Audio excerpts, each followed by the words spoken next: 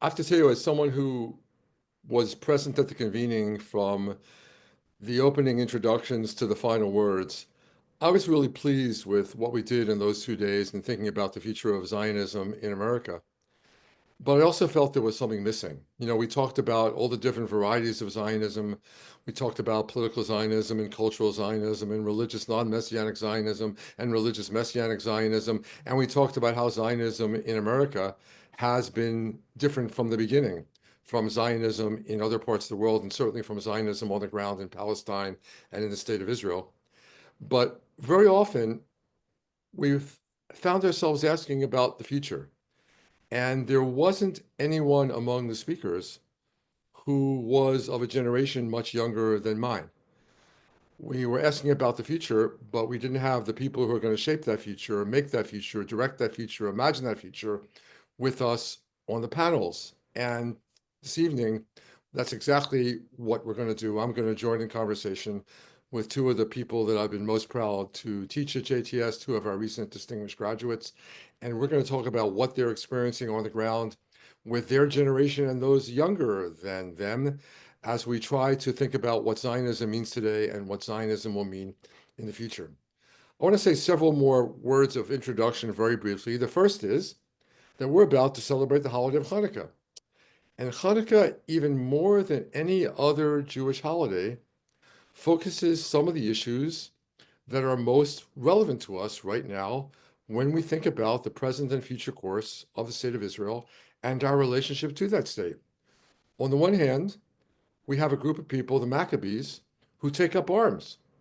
They use violence to defend the integrity of the Jewish tradition, to defend the Jewish community against what they saw as hostile powers trying to force idolatry and much else upon the Jews who didn't want it.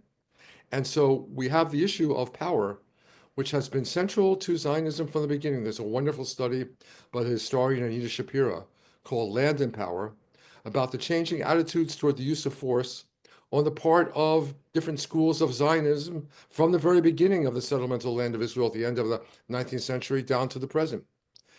On the other hand, Hanukkah gives us a Haftorah. This is the rabbi's insistence who gave us this Haftorah from the prophet Zechariah, which ends with the stirring, famous lines, Lo b'chayil, v'lo b'koach, ki im ruchi, Amar Hashem Tzvaot, not by might and not by power, but by my spirit, says the Lord. And this contrast, this conflict between a Zionism of force and a Zionism of the spirit has been one of the major features of the Zionist dispute for a very long time now, and is still very active since October the 7th. We see it all over the place, and it's certainly going to come up in tonight's discussion. I want to say three more words quickly, three more challenges, which make it imperative that we listen to the current generation of people on the ground, like Aaron, like Maya, and not just to those of us who were educated about Israel 30, 40, 50 years ago. On the one hand, when we talk about Zionism here, we're not talking about a thought. We're not talking about an abstraction. I don't think we're talking about a political opinion like, do you support Ukraine in its war against Russia? Or what are your feelings about tariffs versus taxes? We're talking about a conviction, a passion, a love, a mitzvah, a relationship. And for those of us like me and many, many others of my generation I know who feel strongly connected to Israel, that connection was born out of a meeting between who we were as individuals and what Israel was at the time of that first incredible encounter. For me, that encounter happened back in 1975 when I arrived in Jerusalem to do graduate work at the Hebrew University. But the date was significant. Not only was I a young man of 24, but Israel was still a relatively young state, and it was still in traumatic recovery from the 1973 war, which replaced the euphoria of 1967 very quickly with anxiety about Israel's future. I remember distinctly that no one I met in 1975 did not have a very strong opinion about how to solve the conflict with the Palestinians and Arab neighbors. Everyone knew how to solve it, but some of them took the route of peace now. Others of them, including colleagues of mine at the university, took the route of Gush Emunim. They were planting settlements on the West Bank, which the people of Peace Now were protesting very frequently at demonstrations throughout Israel. They both knew what had to be done and disagreed violently about it. One of the differences that America and in Israel today, we find very few people confident that they know how to solve this problem.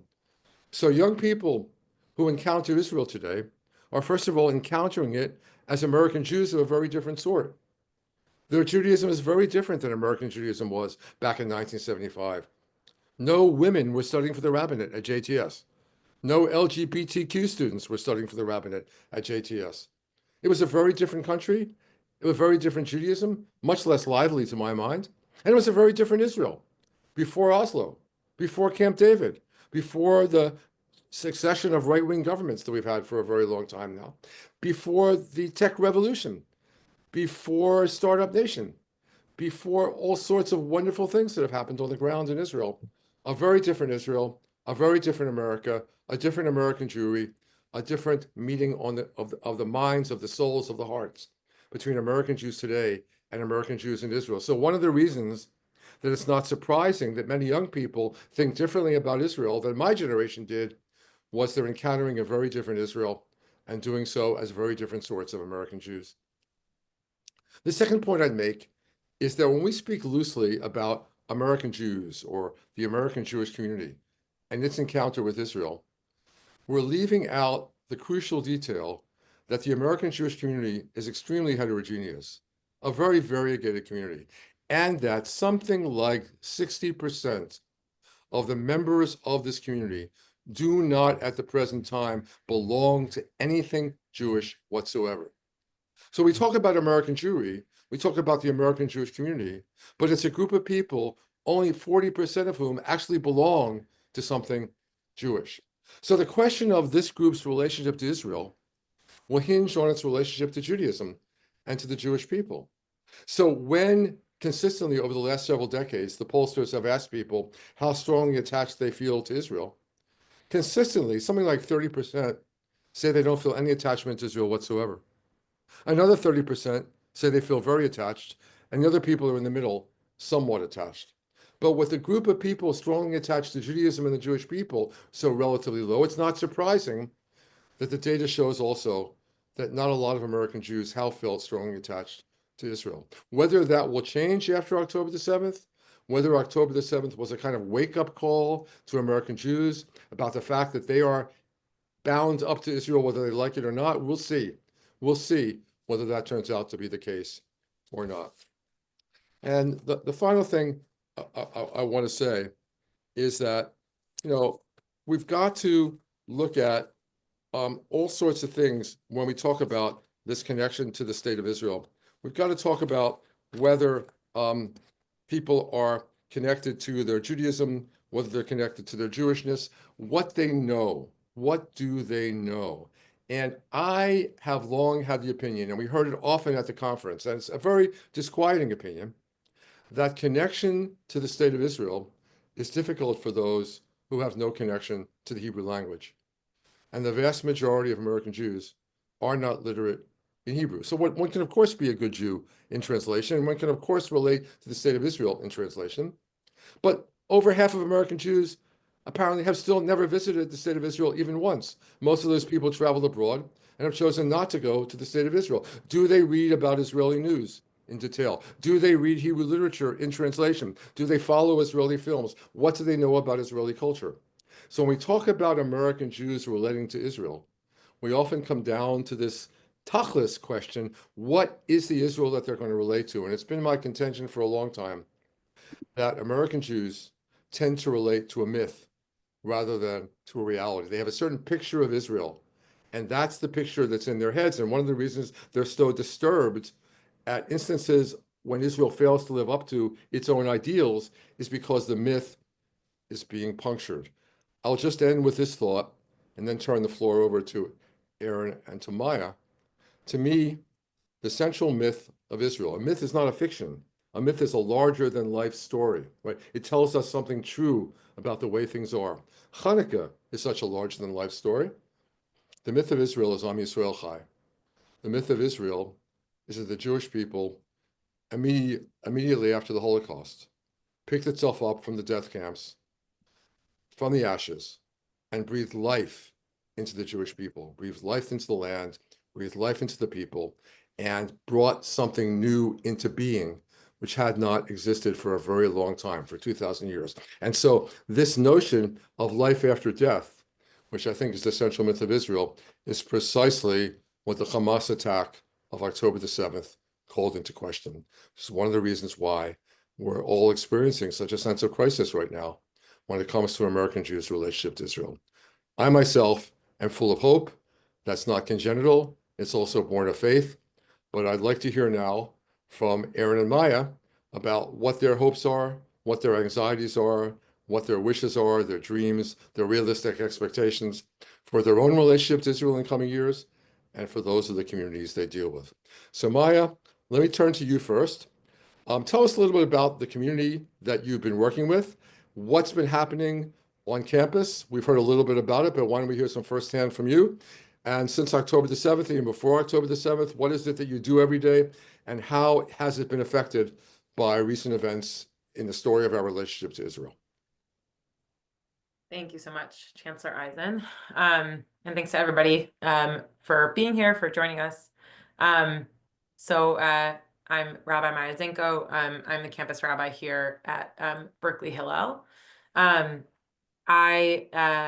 does that mean? That means that I oversee all of our Jewish life here at Hillel. I sit with students one-on-one, talk about Judaism, talk about their days, talk about their classes, talk about their fears and their dreams.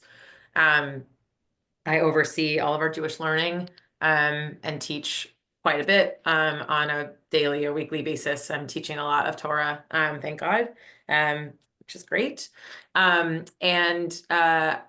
Another major project of mine over the last year, as mentioned, is that I've been trying to build some more infrastructure here at Berkeley in terms of interfaith and multi-faith community, of which there is very little infrastructure, as you might imagine, at a large public university like Cal. Yeah, I will say that prior to October 7th, I dealt very little in Israel in terms of my day-to-day life with students. When I moved here, this is my 4th year in this job after I was ordained in 2021. When I came out here, I heard myths and warnings about Berkeley, and as I started doing my work and finding that none of those things were true about what was happening, I just didn't experience it, and I was not students' first address when it came to talking about Israel. I will also say I started right after COVID, and in general, the student energy for anything, but in particular student energy for activism, that is such a hallmark of the Berkeley culture and history, obviously birthplace of the free speech movement. It was just not a part of my day-to-day life here, and I think that's changed over the last few years. And of course, since October 7th, 2023, I would say I talk about Israel probably every single day with our students, with our team, and with my campus partners. It is a day-to-day part of my reality. I will just say that, as the Chancellor mentioned, that I'm sure a lot of you have heard or read or watched the news about campus life over the last year. I would just say, don't believe everything don't believe everything you think, and that the reality is far more varied than any particular headline or news story wants to make it seem. It's certainly true that some of our students would say that they feel a lack of safety, and it's also true that many of our students would say that they feel perfectly safe and perfectly happy to engage. I don't know, happy, but perfectly safe to engage in dialogue across difference here on our campus. It's just, as no experience is a monolith. That's true of any college student. That's true of it's true of any campus, and every campus is really different too, which I think is also important to note, that every campus has its own particular culture and its own particular challenges. it's a blessing to serve this community. It's a challenge. And I'm happy to keep the conversation going tonight. I'll turn it over to Aaron to tell us a little bit about him and where he is. Aaron, please. Yeah, thanks, Maya. And thanks, Chancellor Eisen, for having me. And it's nice to see all of you here. Yeah, I'll just say a brief word about the community I work for. So I was ordained a year and a half ago, and I'm at a community in Los Angeles called Nefesh. Um, we're a trans-denominational community, so there's very much a pluralistic feel in terms of, what ritual looks like, what worship looks like, and also what our actual community looks like who's showing up. Um, and I would say part of that is not part of it, it's actually very much by design, in that a big part of our goal as a community was when we were founded by my senior rabbi, Rabbi Susan Goldberg, was imagining what it could look like to create a community that very much not only made a place that felt welcoming, but actually prioritized folks who felt like they couldn't see themselves in the Jewish world anymore. For one reason or another, whether it had to do with identities they held or just challenging experiences they had in the Jewish world growing up or a lack of Jewish experience growing up, how to make folks feel who were unaffiliated, this is like 60% that Chancellor Eisen was describing, how more of those folks could actually find themselves in Jewish community. So it's really an honor to get to be serving a Jewish community that is in large part made up of folks who it's unclear where they would find themselves in the Jewish world otherwise. Um, and I would say part of that approach, especially before October 7th, was a community orientation that I would say, in sort of relation to the majority of the Jewish world, de-centered Israel, Zionism, conversations around it. Not to say that it wasn't a part of the programming of the synagogue and part of the dialogue, but I think it took less of a central role. I think that was by design because I think a lot of folks feel, even irrespective of ideology, can feel overwhelmed when it's so much of a part of what a religious community is about. And so this offered maybe an opportunity to folks to step in a way where there was a little bit more space for their curiosities, for their uncertainties, for their strong feelings that maybe didn't align with the larger Jewish world. And with all of this being said, I started in the summer of 23, right? So just a couple of months before October 7th. And the community had already been planning a year-long series of what we've been calling Israel-Palestine dialogues, where the point of the program was going to bring people together to have challenging discussions across difference. And those had already been underway, the planning. And so then October 7th happened, and it was even more clear that those conversations still very much so had to happen. And they've now been happening once or twice a month for the last 15 months.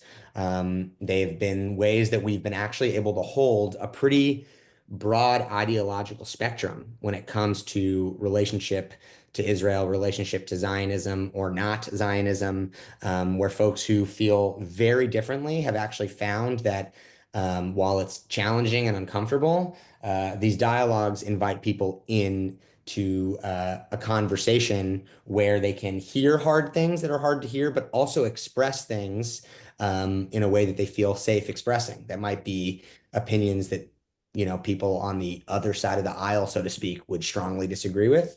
And I think it's been really special to see, I mean, this is only my second year here, the way that, unlike a lot of other communities, we haven't witnessed this mass exodus of people leaving the shul.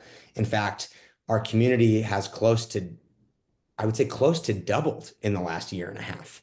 Granted, we're a younger shul, but that's still pretty significant growth to feel like in the context of a conversation that is really scary for people, we've actually been bringing people in major ways. So I think I'll stop there and go into more of the specifics as this conversation evolves. But yeah, it's been a really special place to be in this moment. As it has felt hard for all of us to feel like actually community has been a thing that has made it feel easier despite major ideological divide. And so I'm excited to maybe touch on that a little bit more tonight. Well, Aaron, do you think that one of the things that's drawing people closer to the community has been the anti-Semitism in America that's followed October the 7th? Has that been a factor? You know, I would say that I can think of a handful of folks where that is absolutely true.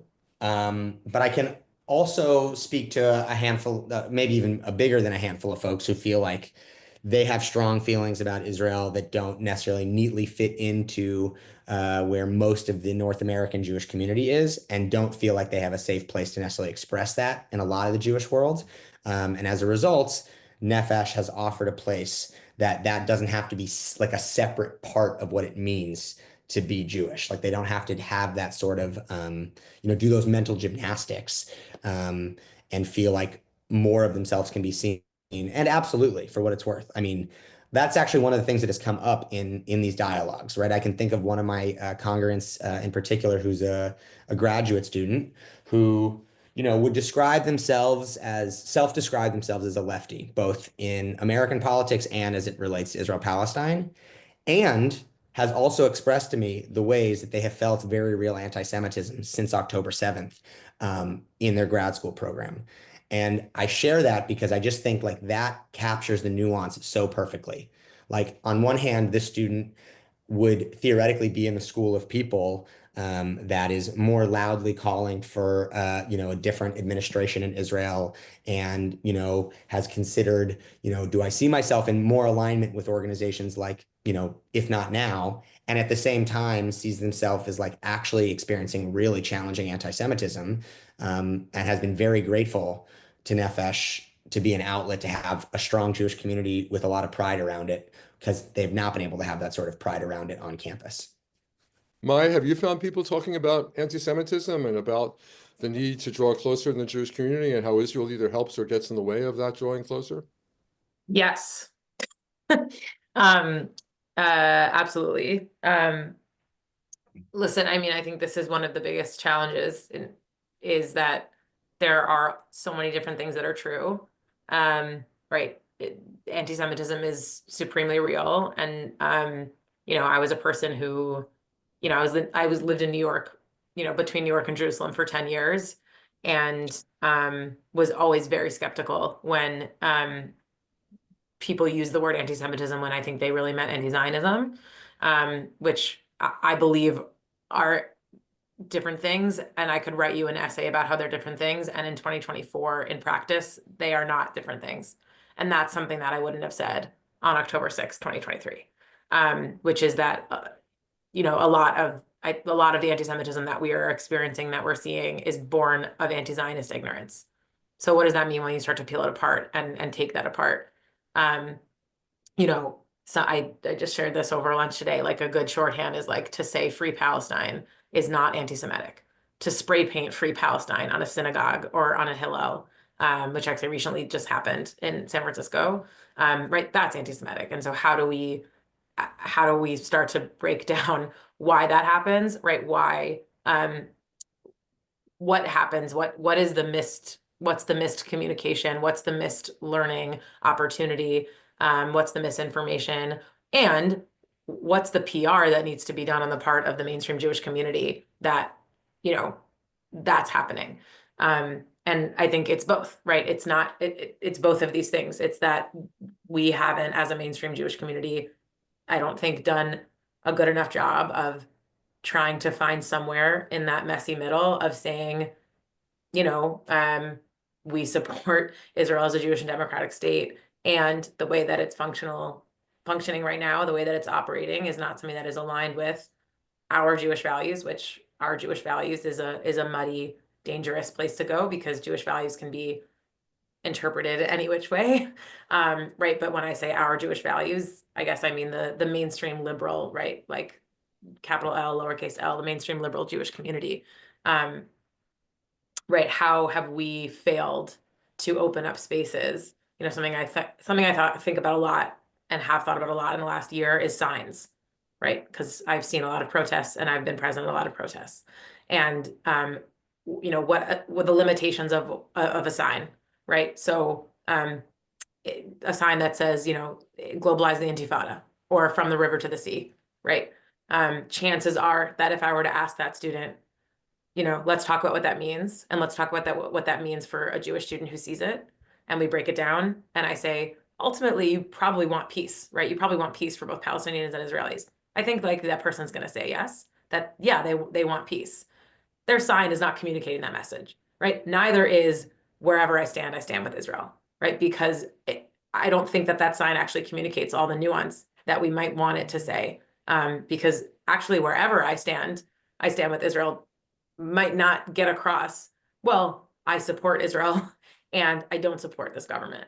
And so like we actually can't, and so much of our communication with each other is happening in this shorthand, whether it's at a protest or on social media, right? Certainly for me and Aaron's generation and younger, right? It's all happening in memes and in infographics, and none of those things can actually communicate the nuance that we need, right? In those long game dialogue circles that Aaron is beautifully crafting for his community, right? Or trying to get students in a room and talk to each other over a long period of time. It actually takes longer than any one slogan can communicate. Yeah, so that's exactly what I wanted to talk about next. So let's stipulate that when we talk about Zionism, we're talking about Israel. So I'm just the word is very important to me, but I'm just not gonna we're not gonna focus right now on Zionism. We're gonna focus on crafting a close relationship to the land and people and state of Israel, and how do we get American Jews to have such a relationship and feel good about what's happening there and feel involved in what's happening there. So if that's the objective, Yeah. from your experience, what can we do right? We know a lot about what we've done wrong, and we've done a lot wrong, but we've done some things right. But what have you seen with the generation that you're trying to educate about Judaism and about Israel? What works, and how should that inform our policies as a community going forward? How should we be talking about Israel in coming years to American Jews? Yeah. Yeah, I mean, I think something I was thinking about when you were sharing at the opening is this kind of inextricable relationship to Israel, relationship to Judaism question. Right, you shared that statistic Mhm. about how many people don't feel that connection. And right, for me, for the last year, what I have seen is that a relationship to Judaism hinges on a relationship to Israel. Huh. And that, right, because we have we so many corners of the mainstream American Jewish community have banked on a relationship with Israel as the core piece of Jewish identity formation in America, right? So, and managing to do that also somehow without actually teaching a proper history, so that, right, these students neither identify with Israel because of what they've seen, right, in terms of Israel's behaviors, the government's behaviors over the last, let's say, year and a half, but really, right, we're talking about far longer than that. Um, and but they also can't articulate the context that you beautifully articulated, that myth of, life after death, right? They couldn't tell me the context in which the state was born, understanding that Jews didn't just wake up one day and say, I think I'll create an ethno state today, that actually that was happening. That was the normative, right, historical reality or geological reality of planet Earth at the time. You asked what works. What works is listening. What works is allowing someone, for me, it's 18, 19, 20-year-olds, to express doubts, to ask questions, to say, I'm really disturbed by what's going on and I don't understand because I'm a Jew and I feel ashamed. And not insisting that they needn't feel ashamed, right? But just, I mean, it's what works is like being a pastor to people and allowing them to express the full range of their emotions and feelings. And I can't be angry at a student for, right, let's put everything else aside. The reality that half of the world's Jews live in Israel, right? Even if I felt nothing else for Medinat Yisrael or Eretz Yisrael, which I do, but let's say I didn't, right? I love Am Yisrael, and half of Am Yisrael lives in that place. For my students, so many of them are coming from a place. I have to talk quietly because they're right outside studying for finals. Bless them. But like, and I don't, but like, I can't be angry with them for not identifying with the Jewish people in a way that I identify with the Jewish people because I was brought up in a very particular context. I was so privileged. I grew up so thickly Jewish. It was not a question that I was going to graduate into a lifelong love of the Jewish people. So many of my students are products of a American Jewish education system that totally failed them. And that's on us. And so I can't be angry, right? I've heard people feel angry. How could there have been Jews in the encampment? Like, because they actually have a Judaism that was totally comprised of tikkun olam and social justice and nothing else. And like that they're actually following their sense of Jewish values that they were taught by being in the encampment. And so my job is actually to listen and say, what was bringing you there? And what questions do you still have? And how can we talk to each other? And how might I be able to invite you into a little bit more of a particularism, right? American Jews need to be a little bit more, this is Tal Becker's thing, right? American Jews need to be a little bit more particular, and Israeli Jews need to be a little bit more universal. Like, to just like say it very simply. Aaron, your community is a little bit more diverse, and I would say in general a little bit older, age-wise. But what recommendations would you make for educating about Israel and for Israel on the basis of your experience? Yeah, I mean, I can't help but express that I think that in some ways that can't be the primary goal. And what I mean by that is I think it's really hard to start to have that conversation and try to make that the primary investment if we aren't first actually investing in what it means to make people feel like being Jewish is important and being in Jewish community is important, and that there are safe places for them to be in Jewish community. And so, we chatted a little bit about this a few weeks ago, and I just want to express that I think maybe one nuance that I feel a little bit differently than Maya is that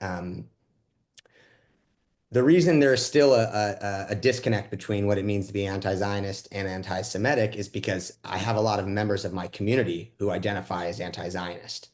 And I don't think that they are self-hating Jews. I feel that strongly. And Maya, I'm not saying you're implying that by any means. If you want to clarify, you can. I will, but you talk first. Yeah. I knew you weren't implying that. I just wanted to share that I think what often happens is that what we hear, for the most part in the Jewish world, what we hear when we hear anti-Zionist is not what people who are identifying as anti-Zionist mean when they say that they're anti-Zionist. And we understandably feel very triggered by that word because what we often associate it with is anti-Semitism, sometimes correctly. We associate it with this belief that people think Israel doesn't have a right to exist. And what I've experienced is that anti-Zionism is a way to express Jewish values. And I know that sounds really surreal to some folks. What do they often mean by that? They can mean a lot of things, but often what they're talking about is being anti-occupation. They're anti the manifestation of this specific government. They are anti-revisionist Zionism, right? I mean, if we're like going to get into the weeds, if you were born in the last 20 or 30 years, you've come up in an Israel that has only been governed by mostly far right governing coalitions that are direct descendants of the Jabotinsky strain of Zionism, which I, as a kid, didn't identify with, right? That wasn't the vision of Zionism that I identified with. But now that it's not just a school of thought, it's been mainstream policy in the land of Israel for 30 years. You come up and you decide that using anti-Zionism is a way to be in effective solidarity with your interfaith partners, your Muslim partners, your Palestinian friends and partners, as a way of saying, I believe in your fundamental right to exist as well. It's about effectively communicating we can be in relationship with one another. And it's not lost on me that also loses parts of the Jewish world. So then what can we put upon ourselves? We can say, how can I be a little bit more curious about what I'm hearing instead of writing these people off, right? I was thinking a lot about that 30% figure you gave. And I wouldn't be surprised if some of the 30% who are deeply invested in the state of Israel are also among the anti-Zionists. And then the 30% who have no relationship with Israel, I think a lot about what it means to be diasporically Jewish and how that also is beautiful and meaningful. And maybe it just feels like this conversation that I'm so far away from, and I've never been to Israel or never lived in Israel, and I'm expected to be an expert on it all the time, which, by the way, in and of itself, I think is a form of anti-Semitism that we all need to be able to speak to what's going on there at all times. Um, but I think some folks are just like, can't I just cultivate a relationship with community and with prayer and with God? And like, can I start there? Like, let me start there Jewishly. And then we can do a better job, like to what Maya is speaking about, having actually much more diverse and nuanced conversations when it comes to Israel education, because that is a thing that a lot of people in our generation and younger experience is that they just feel like they weren't offered like thoughtful, critical history when it came to the formation of the state of Israel and how we get to this point. And so it also feels like they've been betrayed, right? Whereas if the education that we started to provide now, to start to answer your question, was much more nuanced and brought in a wider range of voices, I think people would be able to form relationships with Israel that were like a little less like they wouldn't have to decide, am I in this camp or that camp? They could take all of this information and make critical, thoughtful decisions more analytically that I think actually will serve us and people feeling like they don't have to fall into this binary that I think has been one of the bigger challenges of the Yeah, last 15 months. sure. Yeah, and we're basically talking about the difference between advocacy and education, right? Mhm. Like it's essentially what it boils down to, that for so many of us, the Israel education that we received was actually advocacy. And That's like right. I think there's a time and place for advocacy in general, right? Not just as it relates to this topic. Like, meaning I'm not being critical of advocacy on its own, but like, let's put it aside. When it comes to Israel and Palestine, right? There is definitely a need for more rigorous education and thinking about, right, my own education.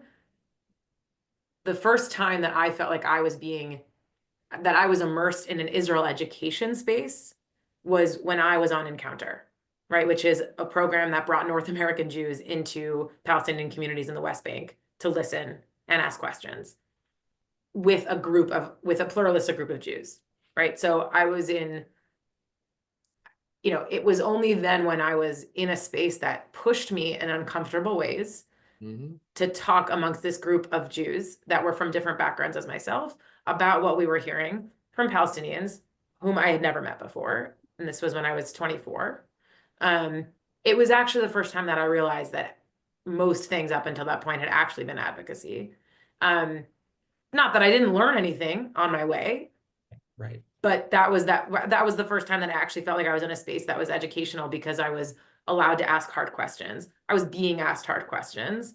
And my beliefs, including love for that place, started to become distilled because of that space to be able to question and be curious and be uncomfortable. Education is actually about discomfort, right?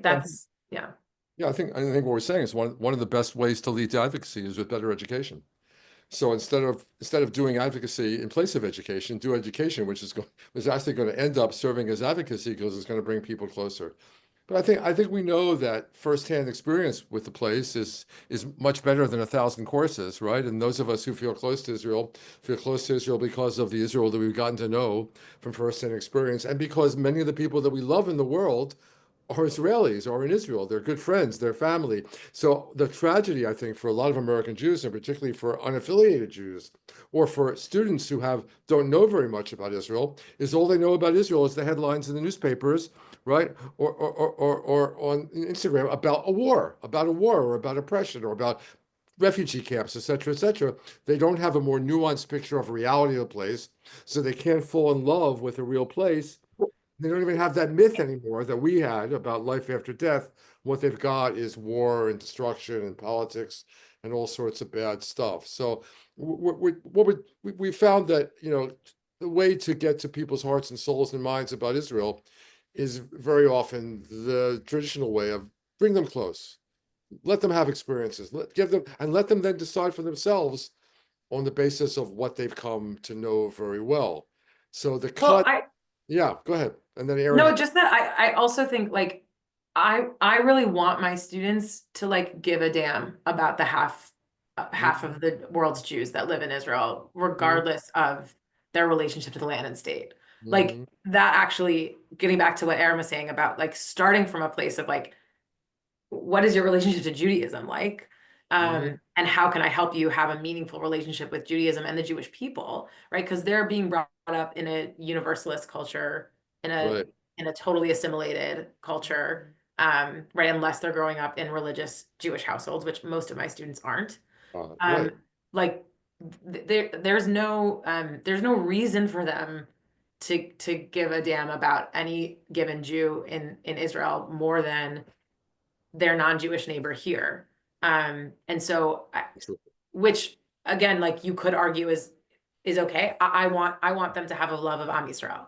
And so I actually think that like before saying, because I'm not going to get them to go if I don't first have a relationship with them and am able to talk with them openly. Aaron, you want to jump Well, I in? just wanted to share that in addition to what we could be doing right, I think we also have to really acknowledge what we have been doing, if not wrong, what we've not been doing well, which is that we encourage, our kids, our students to be thoughtful, critical people in this world that are values aligned, right? And so when something happens politically in our country, a lot of our great teachers, a lot of our great rabbis, uh, we learn about how to offer um, real criticism and how to offer protest and how to organize for the better to create the world that we want to live in. I learned that at JTS, right? One of my dearest teachers is the associate dean at JTS and taught me how to community organize. I took classes with you on not only Jewish diaspora, but on justice voices in this historical Jewish community. Like we learned about Heschel and King together. Um, and then a lot of young Jews will have this experience of not seeing their Jewish communities offer any sort of criticism at all of Israel. In fact, be come under fire if they offer anything but a full-throated support of every decision that comes down. And I think that turns people off because part of what I think people will help people invest in Israel is feeling like they have space to dream of the Israel that they want to exist, that is in line with their values, that actually like tries to live out what it means to be a Jewish democratic state. And I think a lot of folks don't feel like it has been living that out in a lot of ways. And when communities are able to offer heartfelt prayers to bring the hostages home, which my community does every week, but can't also acknowledge that thousands of innocent Palestinians are dying, can't even name it in a synagogue, can't even name it in a newsletter.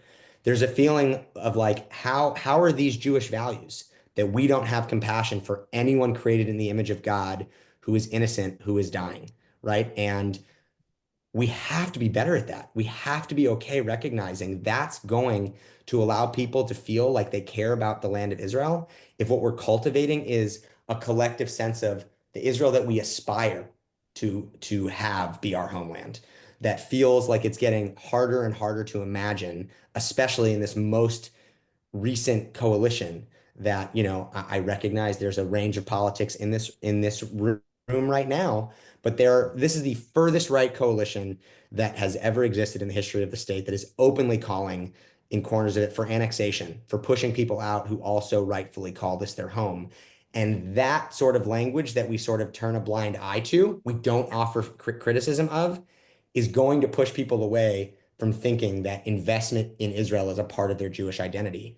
And not just that, Aaron, it's gonna push them away from Judaism because Yes, every yes. single right because every single mainstream organization, right, legacy organization,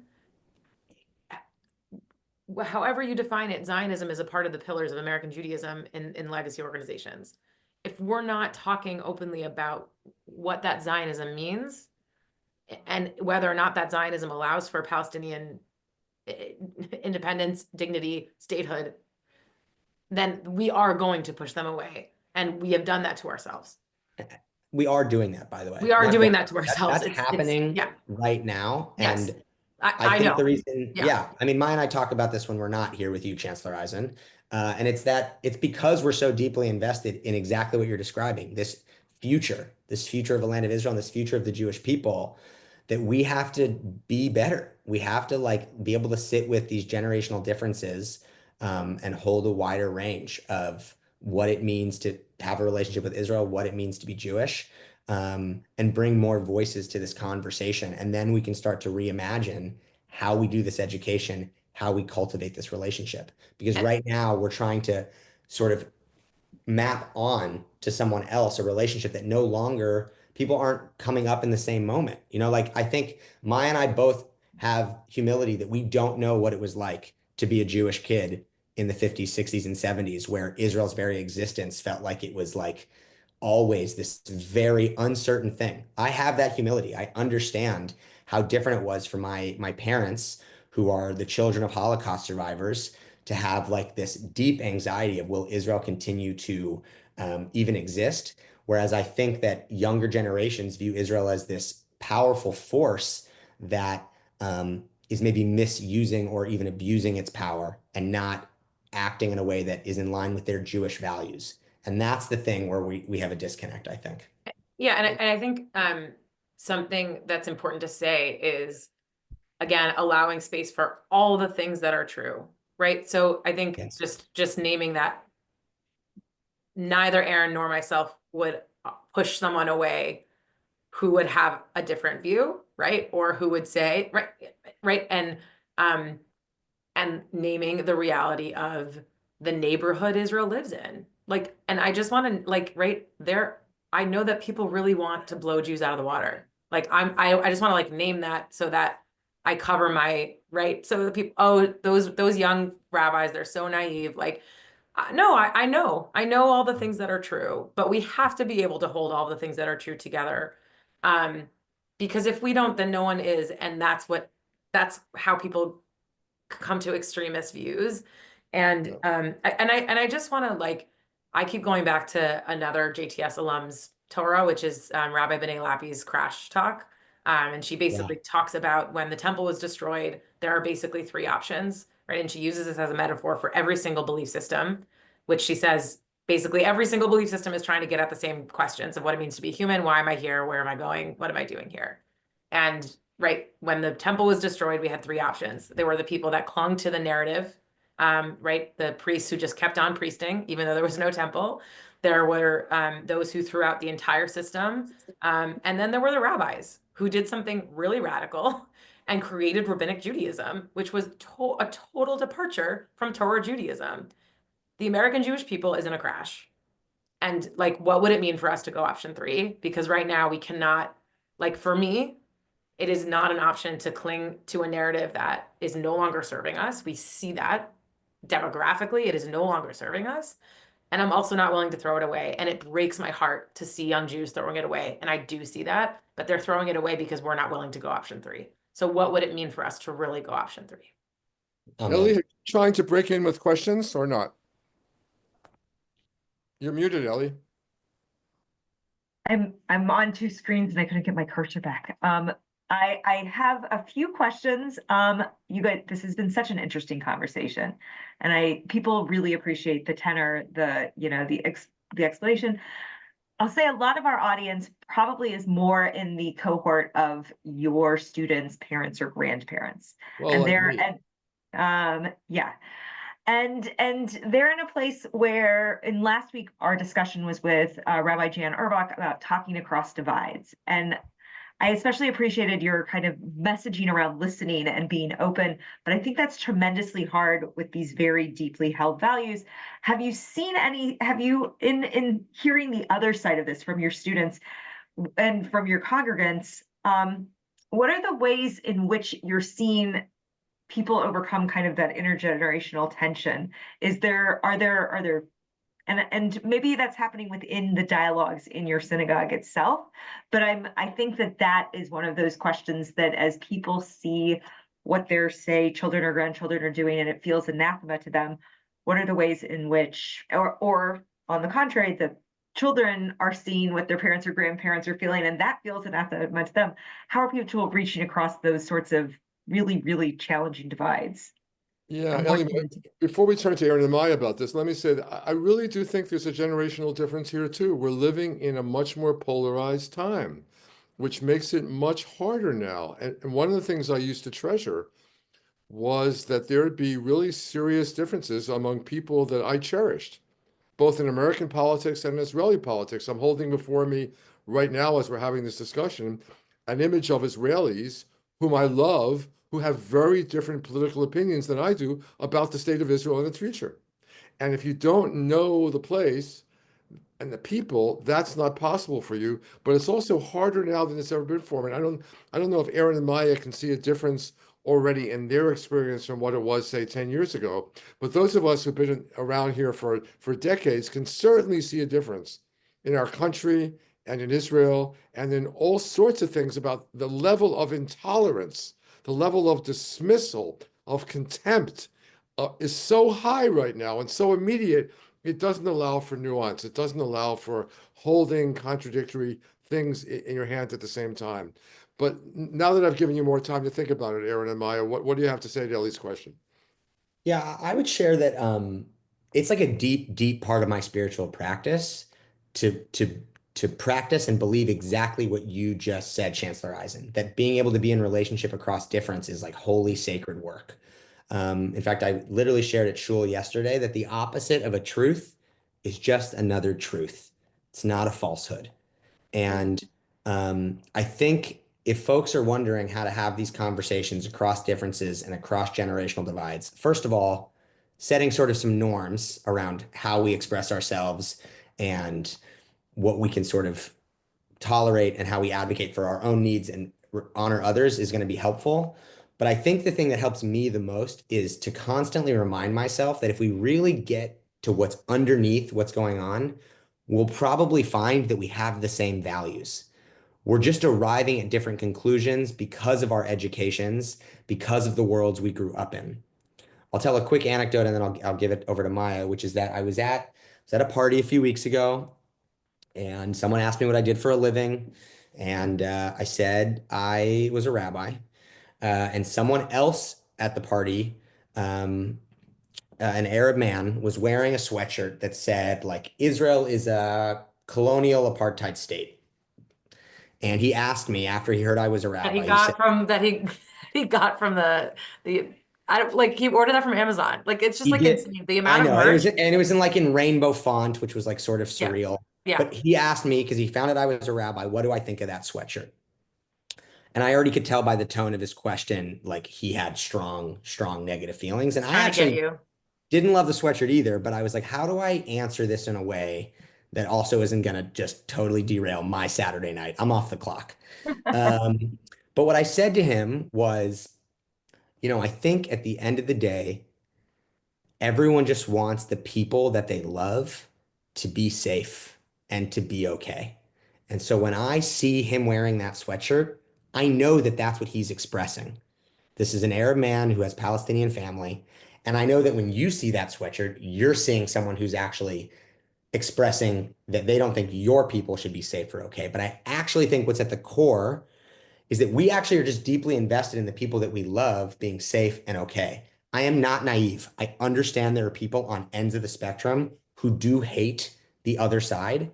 And I think that is a much smaller percentage than most of us have been willing to reckon with. I think at the end of the day, most of us actually have the same values. We are just landing at different conclusions. And once we realize that what we share are a lot of shared values, it gets easier.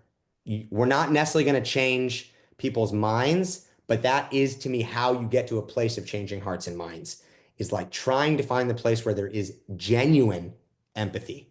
And that to me has been the most meaningful part, not just for my community, but for me. That's how I navigate the fact that I am constantly having conversations with people far to the right of me and far to the left of me, and can do so in a way that actually no longer activates me, but I actually find to be like a beautiful opportunity for like holy connection.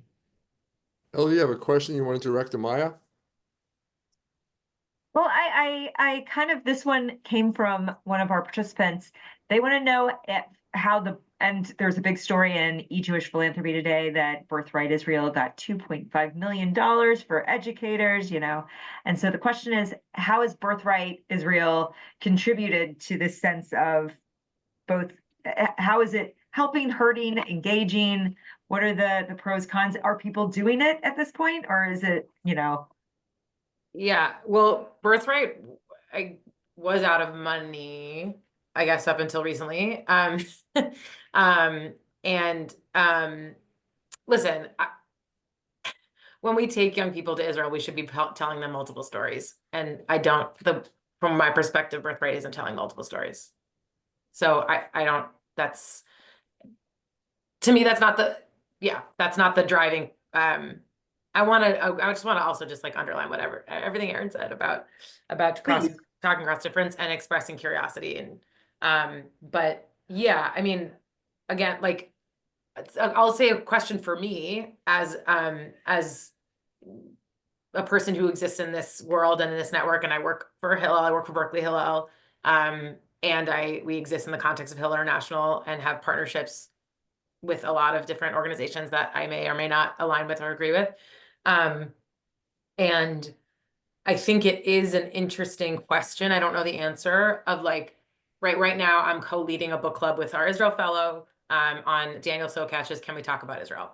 Daniel Sokach is the CEO of the New Israel Fund, definitely needs a sequel. Everything needs a sequel post October 7th, but that's a great place to start if you are thinking about what are the things that our young people are, like, it's a great place to start if you feel that you're listening to this conversation and are thinking, oh my God, these people are radicals and I'm scared.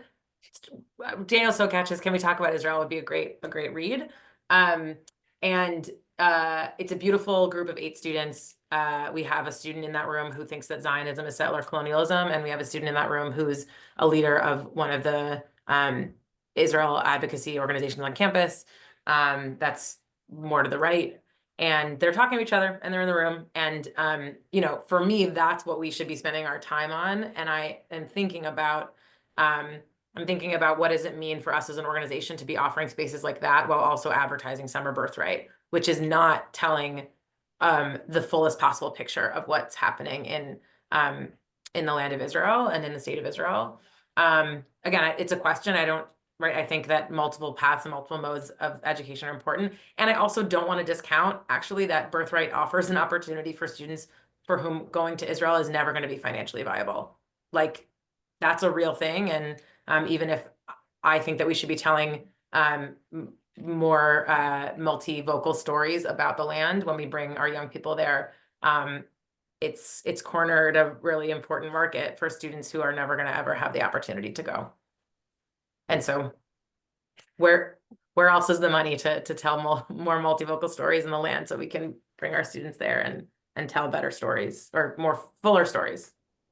Well, if any of you guys are funders or no funders, that was my wink, wink, nudge, nudge to the group. Yeah. I'll just be more explicit for you. I think it's clear, Ellie, that we've got a captive audience at Jewish summer camps. And the summer camps have long taken advantage of the fact that they have not only lots of American kids, but they have Israeli shlichim, they have representatives of Israel. And a lot of them made a really concerted, and I think largely successful effort. We heard from Rabbi at the conference, at the Zionism conference. We had really incredible meetings between Israelis just back from that reality they've been living through for the last year and a half, and American students and American staff. So summer camps, if we can't take everybody to Israel, right, it's another opportunity to give them some significant exposure. Do we have time for one more question, Ellie? Or I was even, I know we talked about this idea of closing statements. I think if we could, if you are in this place where you're wrapping up and we're almost to Hanukkah, which sounds crazy. It's December 16th and we're not there yet. What are you kind of thinking in this moment at the end of the year, at the end of what has been a pretty tumultuous, crazy year?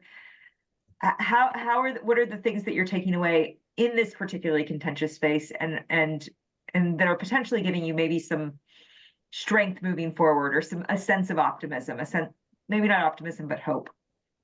Rabbi Zinkow, what are you thinking? Um, I feel scared about what the incoming American administration means for Israelis and Palestinians. That was not the question. I do feel that fear. What's giving me hope is that I feel a sense, I've been in these conversations for a long time, and I've always been a person who's tried to push. I'm an institutionalist, and I push in institutions to have fuller conversations about lots of things, but including Israel. And I will say that for the first time in a long time, I feel a sense of opening around uh, changing how we talk about Israel in the normative Jewish space. And in terms of thinking about this crash that we're in, like I hope that the crash allows for us to find better ways of building and creating more normative spaces for people to be peace people. We just need more peace people to say that they're a peace person out loud and not be scared to say that they're a peace person. So, Rabbi Leven. Yeah, it's a really hard question in this moment, and I generally believe in hope and faith as a spiritual orientation. It's definitely a part of mine. Obviously, I feel similar to a lot of you that these last 15 months have just been absolutely gutting and so painful. I think just the fact that Chancellor Eisen, you invited Maya and I to this conversation gave me hope. Like it not just felt really meaningful to be called in by a beloved teacher, but it showed me that there is already an expanding that's taking place that isn't just in my generation. That you wanted to have this conversation with us. That meant a lot to me. And if I'm being really honest, I have a lot of hope when I think about to be maybe a little corny for a second when I think about the fact that my dear friends and colleagues are people like Maya. Like the people that I went to school with are like people I am so lucky to call my teachers and to know that these are the rabbis that are serving communities across the country, the people I was ordained with, the people who were ordained in the years before and after me. They're the people I've gotten a lot of my strength and support from, and I feel really, really grateful for the sake of Amcha, for the sake of the Jewish world, that a lot of these people that I love dearly get to be rabbis in this moment. So that gives me hope. There was a line at the beginning of last week's Torah portion, which I dearly love, and you may remember that I may have quoted it to you before. It's just a very simple line at the beginning, Ele Toldot Yaakov Yosef. This is the story of Jacob, Joseph. That to me is profound. So the story of Jacob is going to carry on with Joseph. And the reason why I turn to the two of you is that you are my story. You are the continuation of my Jewish story. You're the continuation of my Zionist story. And when I think about Israel today at Hanukkah and this balance between lo b'chayil, not just with force, but also with spirit, I've got dozens of Israeli friends and family in my mind who are at the moment not happy. They don't see the future, but they're committed to it. They're not leaving. And I don't think their kids are leaving. So when I think about the future of Israel, I don't think about coalition governments and political parties. I think about friends and family members and people I love who are building the future there and determining that that future is a good future. And they know that future is not a good future for them unless there's also a future for Palestinians. So I'm actually going into Hanukkah with hope. As befits the lights in the darkness theme, Ellie, going to light those candles and we're going to recognize we're not giving up on this. We're not giving up and succumbing to the darkness. No way. I want to thank all of you, the three of you, for sharing. I really appreciate that you were willing to be candid in this conversation. I appreciate that we were able to find a space where this would work. And Chancellor Eisen, I very much appreciate that you were willing to say this is what we're missing in this series, because I do really feel like this is such a perfect and to this conversation. I will say this is not really the end of our Zionism convening conversations. We're working on a podcast that's going to come out that features more of these conversations. And we also, in the spring, have another in-person convening, which will build on some of these themes. So if you're interested, please check out our website, jtsa.edu/convenings. We don't have information about the next one up yet, but it will be up soon. Finally, actually, before we get to the next convening, we'll have another webinar series happening in the spring. Winter. The spring is optimism on my part. And it's featuring, today we got to see these amazing products of JTS Learning, and thank you guys so much for sharing with us. We're going to be highlighting some of the newer programs in JTS and the pedagogy that's coming out of it. Stuff like our Certificate in Biblical Hebrew program, or our Nishma program that provides a bridge for people to learn Hebrew. So keep an eye out. We'll hopefully get that up and out to you guys soon. And have a lovely, lovely Hanukkah, and have a good secular New Year. And thank you so much, everyone, for joining us. Thank you so much. Thank you, guys.